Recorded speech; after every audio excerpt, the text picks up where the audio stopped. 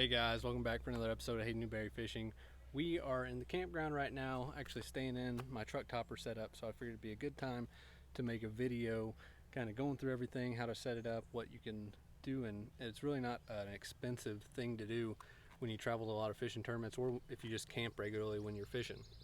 So the big deal is when you go to tournaments, you want to be, I guess, easily mobile, be able to set up, take down real quick. A lot of times when you're practicing for these tournaments, if you do what I do, I jump to a lot of different ramps. It saves a ton of gas if you can stay at different parks during practice. Like if you have maybe like 4 days to practice, you can go to a campground one place, jump to another one, and it's only reasonable to do that if you are staying in something that you can pack up and put down real quick. You don't want to, I guess, have to show up in the middle of the night and set up a tent or any other thing. And then also going to the tournaments, you can't bring a camper because you got your boat towing behind you. So this is, to me, the best setup that you can have as a tournament fisherman, period, because you're mobile, you have no setup takedown. When you're staying in hotels, you have a little bit more security than even doing this, because somebody wants to steal from you, they're going to have to get in your boat while it's still attached to the truck that you're sleeping in. So to me, this is a way safer option for you when you're talking of not having your stuff stolen while you're sleeping, because I've stayed in hotels traveling and stuff before, and I always am grabbing everything that could possibly be loose and stolen off my boat and bringing it in the hotel room with me. You can get locks and stuff for your units. One, those are insanely expensive. I still use them on the units a lot of the units on my boat, but those are also something that can easily be broken. If somebody wants to steal the units off your boat, they're going to do it. So just a little peace of mind there. But to go through the setup with you, we got just the ARE truck topper here. If I could go back, I will tell you this, I would have went with one that was a little bit higher. I wanted to go with one that was just simple, but it works as it should, and it works really well. But I would have went with one higher just so that if I wanted to like be able to sit straight up in there or whatever, I can do it. But this is about as small as it gets. This is a 5.5 foot bed, just, I mean, level with the top truck topper, no like rise to it at all. But I've been using it for years, works great. So what we have here, I've got a mattress that I literally ordered off Amazon and cut to size. It's one of the memory foam mattresses. If you want to cut them, you can literally just take the wrapping off the outside of the mattress that they put it in, take a knife or whatever, and you can just slice it to size. So I had this little pocket over here that I store stuff in when it's not hot weather where I'm going to need my AC unit. But I stick this bed on top of this board here that I put in, and your truck, almost any truck bed that I know of, has slots for 2x4s to lay across if you want to make a platform. So they already have it set into the bed liner that you can literally take, I think 2 or 3 2x4s is generally what it's made to fit in there, and you cut them to size, slip them in, and then lay a board out across the top, and you've got a perfect platform. So then underneath it, you can store all your fishing stuff, whatever you need to. Out front here, I have my microwave, coffee maker, oil for my boat, just a quick set of tools, and then behind it I've obviously got more stuff. There's some power pole fluid there, but I've got a lot of stuff stuffed in there because I'm currently in the process of moving also. So what I normally would have for tournaments isn't under there, but that's the normal boxes that I put under. Those little, just really long, you can get them from like Walmart or any store really, clear plastic. Put as much fishing stuff as you want to in it. That's where I store all my extra stuff when I'm going to tournaments. And then extra tools, parts for the boat that I know if they go out that it would be pretty detrimental. I think I've got some parts for my jack plate in there, all kinds of stuff. So I guess aside from just the simple, homey things like making your cup of coffee and everything in the morning, some things to keep in mind when you're doing this. Super easy thing. Most fishing tournaments, especially springtime ones, a lot of late fall ones, you don't need an AC unit. It's going to be the perfect temperature for camping. You just literally show up, climb in the back, and you're good to go.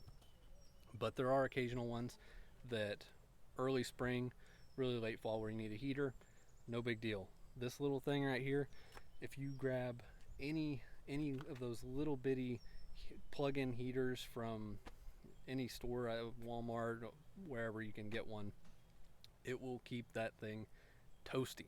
Most of the time you'll have to, I would recommend getting one that's like $30 or something that has a temperature setting on it so it'll shut off, because if you get one that just blows heat, you'll have it cooking in there in like 5 minutes. So it's good to have one that has it to where you can set it to like 70 degrees or something, or preferably maybe a little colder for me. But I like to keep it about 65 in there and I'll sleep great. So little buddy heater, no big deal. But last year was actually the first time that I really absolutely needed an AC unit for it, because the Red River tournament was the first one from the tournaments that I traveled to that I absolutely needed one. And that's not a big deal either. So you're going to spend for a brand new one probably $1,500 for the topper. That being said, go get a hotel room for a week for a tournament. You'll spend that. So not a big expense at all to have it for forever, stick it on there. So then the AC unit, I think I paid, at $250, something like that for it. 5,000 BTU AC unit. Literally you just run the exhaust hose straight from back here, and then I have it, I feel like it's screwed in actually to this plate to the side, so my side door, I can just slide it just a little bit, and then the exhaust is able to be kicked out there. I will tell you, if you forget to open that up, it'll get really hot in there. So super easy setup. So we're talking, you pull into a campground, plug the boat in, park it back there, plug it in, run your extra extension cord right up here, stick that in there, close the back, plug it in. It will be cold in there in like 5 minutes. Now, big deal that you need to do if you're going to do the AC unit route. The heater, you don't need this, but if you're trying to keep it cool in there in Louisiana in early September like I was trying to do, you need to have some of this reflective insulating material. You can buy a sheet of it for like $25. Cut it out to the size. So what I've did with this, pretty much cut it to the size of the sides. That one's actually the one from this other side here that I just pulled out so I could show you guys. But I put it along each side, and that insulates it just a little bit so that you can keep it cooler in there easier. Because if you don't have it in there and you're sleeping when it's still light out or something, it will struggle just a little bit to cool it down there, because that truck topper can be like an oven in the heat.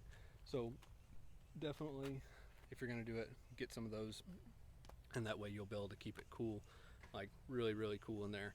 What else do I have special on here? There's not really a whole lot. That's the thing, is that there's not really a whole lot of extra stuff you have to do here. Once you have it, you get a few things and you've got a really easy to set up, practically no setup other than plugging it in, camper setup in the back of your truck that costs $30 a night to stay at your local state park or something.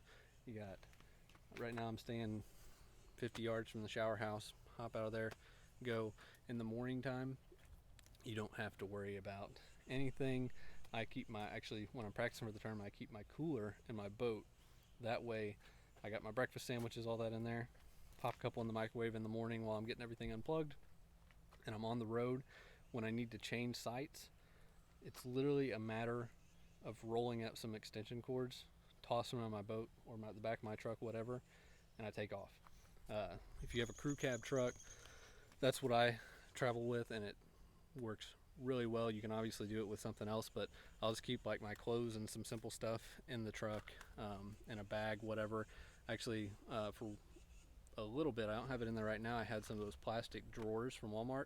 I put them up against one door, so I literally opened up the door and I had drawers with all my clothes and stuff there, and I could just open up the drawers, get dressed, whatever, get what I needed for the day, and take off. But that is kind of, I guess, a simple run through.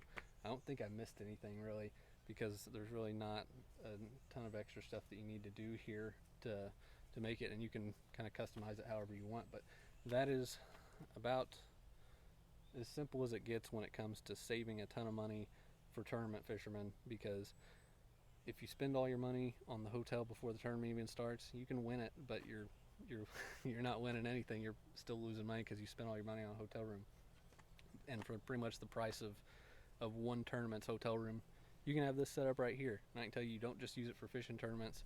Anytime you want to go camping, the ability to show up, have no tent set up or anything like that, which is another thing that you have to pack with you.